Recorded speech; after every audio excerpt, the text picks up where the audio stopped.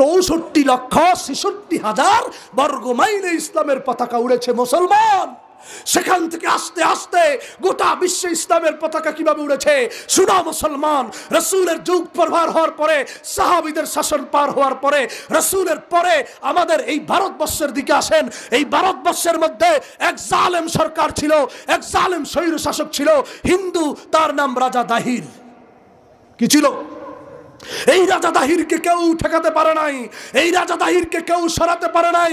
আমার একজন বোন এই ভারতবর্ষ থেকে হাজ্জাজ বিন ইউসুফের কাছে চিঠি লিখেছে, হাজ্জাজ তুমি জালেম হতে পারো কিন্তু তোমার মুসলমানের ইজ্জতকে নিয়ে চিনিমিনি খেলবে, এটা আশা করি তুমি বরদাস্ত করবে না। হাজ্জাজ বিন ইউসুফ তার বাতুসপুত্র জামাতা হযরত মুহাম্মদ বিন কাসিম রাহমাতুল্লাহ আলাইহিকে পাঠাইলেন, আর তার নেতৃত্বে 18 বছরের যুবকের নেতৃত্বে গোটা ভারতবর্ষে রাজা দাহিরের পতন ঘটিয়ে একমাত্র জিহাদের মাধ্যমে ইনসাফের পতাকা উড্ডীন করেছেন। ঠিক কিনা বলে?